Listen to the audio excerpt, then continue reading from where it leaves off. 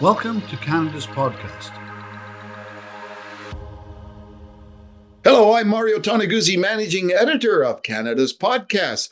Today, joining me on Calgary's podcast is David Farran, who is founder and president of Eau Claire Distillery. Thanks for joining us today, David. No, thanks for having me. It's great to be here. Well, let's just start just talking a little bit about Eau Claire Distillery. Tell me what it is and what you guys do. Well, we started about 10 years ago. We were the first craft distillery in the province of Alberta, and we make a lot of different spirits, but we have always sort of viewed ourselves as primarily a whiskey producer. And of course, that's a long and patient process. So, 10 years is still a baby in our industry, and we're waiting for all those spirits to mature as we go forward. Yes. Tell me just a little bit of the history behind it. So, being at the forefront of what now is a growing industry, both for spirits and also for beer in this province. Like, what got you into that? Like, where'd the idea come to do this, and why? Well, it wasn't a straight path. I'll tell you that. I think a few different influences. One is that I come from a ranching farming family, and I had taken note that Alberta, makes the best barley in the world, and about 80% of Scotch whiskey in Scotland is made with Alberta barley, and so I kind of thought to myself, well, if that's the case, why are we not doing it here? There'd never been a single malt whiskey distillery before that time. And then another influence on me was back in my sort of career history. I was vice president at Big Rock Brewery, and I right at the very beginning, I was the first employee in 1984. So you can put a date on me and my career by that number. And it was really the birth of the craft beer industry. So I saw that emerging, and then I thought 30 years later, why are we not seeing sort of the craft innovation in the whiskey business? So that helped sort of prompt the idea to start. Oh, interesting. Interesting that you were at Big Rock, because that was and still is one of my favorites, the old traditional ale. I love that one. Yeah. Yeah. So why do you think this whole area of craft, whether it's beer or whether it's spirits, why has that grown in popularity so much? And not only in Alberta, across the country, really. I think like every industry has sort of ebbs and flows, and what happened in both spirits and beer was you had mergers and consolidation of the industry, which sort of stripped it of its innovation and made it so that it was all about production and efficiencies and you saw that in beer, and then somebody came along and said, well, actually we can make beer that has different flavors, and more substance to it. The same is true with spirits. We've been sort of fed what the larger players want to feed us, but it's never been sort of the other side where you're innovating and saying to consumers, well, would you like to try it this way? And so I think consumers want more, and they don't like to be spoon fed. Yeah. Now, when you first started, what was your biggest challenge in setting this business up? Well, frankly, like so much of business, I mean, government and red tape is a big factor. And of course, when you're starting something that's the first in a province in the alcohol industry, heavily regulated, we ran into a lot of obstacles, but we persevered and we overcame them. And I think we did it as sort of pioneers, and that has spawned an industry. But yeah, it hasn't been without challenges, for sure. Canada's podcast is your gateway to success in the world of entrepreneurship. Start listening today. CanadasPodcast.com. Subscribe now. Now, and what about in physically in setting something up? Like, what did you have to get, and what did you have to do to start a distillery? Well, I was very lucky that a colleague of mine named Larry Kerwin was both a master distiller and a master brewer, and I'd worked with him at Big Rock. And so I reached out to him, and he said, "Look, I won't be around for the 25-year-old, but I'd love to help you get this thing started." And so he did. And so we went out and we found the right equipment in Germany, and we our mantra from the very beginning was to make sure that it was the highest quality we could produce and the best equipment. So we brought that all over to Canada. We needed a place to set up, which we didn't want to be in a place where you had to renew your rent at market rates every 5 years. We needed something where we could own the property and put away whiskey for 20 years. And so we found that in Turner Valley, which is kind of where I come from, the area. And we started by buying the old Turner Valley movie theater. Had the ceiling heights and it's in fact in behind me, in order to put our big distilling, the columns and the towers. We quickly realized that was not enough space.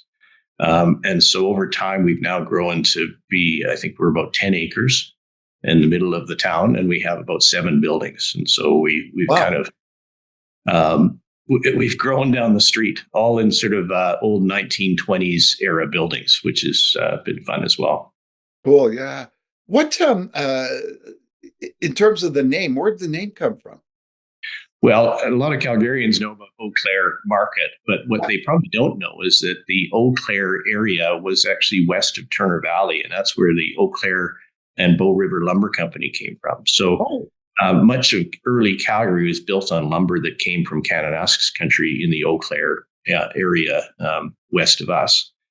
So we like that, link to history, and of course, when you make whiskey, it's clear water. So a nod to our French heritage as well. Yeah. So roughly, like, how many different brands do you have of whiskey? We have right now. We've got 3 core brands, and then we do special releases. So we have our Rupert's brand, which is kind of our everyday one that you'll find in I think most liquor stores. And that is that's the one that we just won an international platinum, is now ranked as one of the best whiskeys in the world. And then we have a rye whiskey that's called Stampede Rye Whiskey. And we did that originally as a sort of a partnership with Calgary Stampede, and so it's branded as a very Western style rye whiskey, which is also a nod to our heritage. And then we have batch releases that we do of single malt. And so next year, you'll start to see a permanent line of single malt that is out in the market. Okay. You obviously have a taste for whiskeys and scotches. I do. I like it. It's Alberta in a bottle. In my view, it's got so much flavor from our barley and really the province that we build it in. And it has been very interesting just to kind of know that you're creating something out of the terroir of Alberta, and we're not at sea level. We're not where, in Scotland where it's, 15 degrees Celsius all year round, 100% humidity. We're at 4,000 feet, and that has created a very unique flavor that I don't think you'd find anywhere in the world. Yeah. Yeah. It's interesting, right? Because a lot of people don't think about that when it comes to, stuff like this, or even like cooking and growing things. We have a different climate here, right? And we didn't know when we started, and that's because when you're doing something for the first time, you discover things along the trail. But we're such a dry climate. We have these Chinooks that are up and down, and so our temperature is 40 below in the winter and 30 above in the summer. And so what that does to the maturation of the whiskey is that it accelerates it. And so it's drawing out all that flavor and oxygenating it faster than would normally happen. So our 5-year-old would be equivalent to a 10-year-old because it's maturing so fast. And then a lot of people talk about the angel share of whiskey, which is the evaporation that happens over the maturation period. And we have an enormous angel share. I mean, the angels take way too much from us. It's like 12% in the first year. But it's water because we're so dry. It's just taking out the water and it's actually concentrating the whiskey. So again, it's an advantage to us to create a great whiskey here. Do you think, when you look at the craft industry, so when you're looking at, say, whiskeys and that whole area, the others, there are others do gins and you name it, rum and all that. But is there kind of, I don't know, a bit of a renaissance, so to speak, out there that this is now something that almost everybody partakes in, right? It's not like the old cigar smoking white dudes in their 60s plus, right? Oh yeah, I mean the demographics around both whiskey and all different spirits have completely changed. I mean, I think the fastest growing group of whiskey drinkers are women, which certainly 30 years ago it would be unheard of. And so you're seeing that. You do still see some things, gin is sort of skewed a little bit more to female than male, but definitely there's a broader spectrum of people that are enjoying spirits, and they don't, they enjoy them for their quality. I think the move to quality has been very substantial over the last 10 years. It's not about going out and getting tanked and, in the bar. And that includes young people. It's about, enjoying the social aspects of a drink with your friends. Yeah. And they're just, I don't know, there's just something about having a craft product, for people. I think there's beyond the flavor and taste.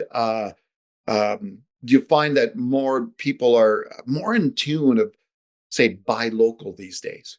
There's a pride of local, right? And I think that, it probably has always happened around the world. I mean, if you go to Europe, I just came back from a barrel buying trip in Spain, and each town has their own specialty, and each region has something that they're proud of, and that's part of their culinary culture.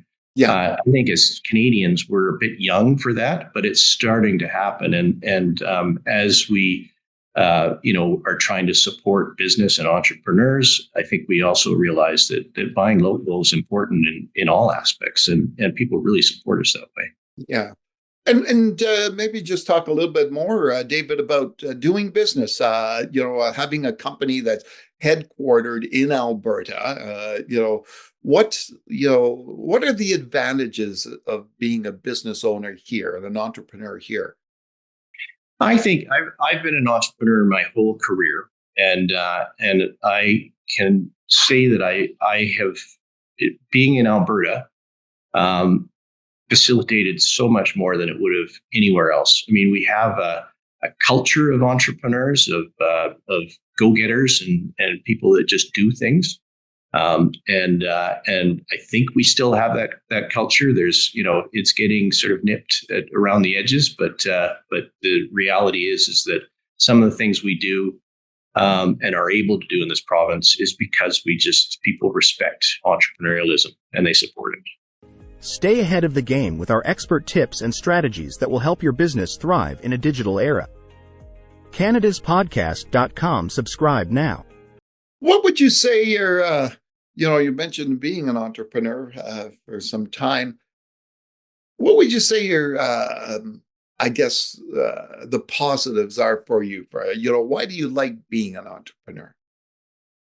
I think that there's a joy in creating something, in creating jobs. I think that the value added perspective of taking something like barley as a primary grain and turning it into something that people can use as a consumer is very satisfying. And, we've grown from basically one employee to 71 employees, and created an industry for the town of Turner Valley. And there's a certain satisfaction in saying, well, we're adding back, right? We're taking people and diversifying our economy. So I think there's just an innate sense of accomplishment that comes with building something from scratch. Mm-hmm. Now, in terms of ideas for different kinds of whiskeys and stuff, where did those come from? Well, that I leave to the experts. So I, like everybody else, am a consumer, and I'm a facilitator. But we have two very talented master distillers that both were trained in Scotland and have all of the talents and the palate to create the new whiskeys. So I rely heavily on them, and of course we look, at all of the trends and what consumers are looking for, and we do all of the tastings with consumers to make sure that we're in line with what people want to see. But yeah, I'm probably the most biased and the worst in actually creating what is the next best. I think I have a team that do a great job on that. Yeah. So, obviously being an entrepreneur, being a business owner is, it's almost 24/7 job. Like you're either doing it or thinking about it a lot. Do you manage to find time to step away from work at all? I know it's a tough thing. I mean, certainly it's all consuming, but if you don't step away, you don't have fresh ideas. You can so you're breathing your own air. Yeah. I have a lot of different hobbies I do. The link to this, I suppose, but very different, is that I'm a horse farmer. I and a group of like-minded individuals have draft horses, and we've bought old 1920s equipment at auctions, and we farm about 20 acres of barley, all of which goes into the distillery, and we create this. I think it's the only a whiskey in the world that's done completely start to finish in a traditional way. But that is a great hobby, and it's a lot of fun. And those draft horses keep you honest. There's something about a horse that is both non-judgmental and responsive. And then I like to keep as fit as I can, so that my mind is fit as well as my body. Yeah. And I like to go in the mountains. I'm a very, keen. I love the fact that we live in this great province and that I have the mountains 20 minutes away in, west of Turner Valley. Yeah, exactly. Beautiful country out there, isn't it? It is. And certainly Turner Valley is blessed because we have, the rolling foothills, which are gorgeous in themselves. But, we're so close to the Kananaskis and the Rockies themselves. Yeah.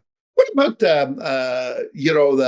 you mentioned the ranching and the farming background? It almost conjures up in my mind images of the old cowboys and going into the saloon of their whiskey. Their whiskey. Well, I mean, whiskey and cowboys are you'll never sort of separate the two for images in country songs. Yeah. Turner Valley was the apex of that culture back in the 1920s. I mean, this was where all of the big ranches were founded. The Bayou Ranch is just down the road, which was one of the first and biggest ranches, the OH Ranch. So there is definitely a cowboy culture in the area.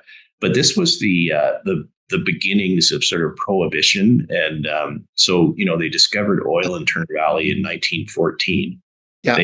All of the local men had signed up and gone to Europe. So they brought in people to work from the U.S., the oil fields. Yeah. Even Churchill came out here to check and make sure there was enough oil for the First World War. So you had this wild frontier town, and then Prohibition hit. And so none of them could drink. So they were speakeasies. And I'm sitting in a room right now that historically was the town bordello. So and next to me is the theater, and the next building down that's part of us was the original 1923 bowling alley. Oh wow. So we've certainly leaned into that history, but it's a very genuine connection to whiskey, which was all bootlegged up in the hills on a ridge behind us called Whiskey Ridge. Oh yeah. Yeah. If the walls could talk, eh? Yeah, that's right. Yeah, no, that's it's fascinating, right? And but it's almost like it's in the DNA of in the province, right? That cowboy culture, ranching, and whiskey, and yeah, all that. Yeah, yeah, we have a strong culture in this province, and it's something to be really proud of. We not every place has the ability to lean into that like we do. Yeah, exactly. All righty. Well, thanks so much, David, for joining us today. Yeah, thank you for having me again. It was great to talk to you. All right, wonderful. That was David Farran, who is founder and president of Eau Claire Distillery. I'm Mario Toneguzzi, managing editor of Canada's podcast with Calgary's podcast today. Thanks for joining us.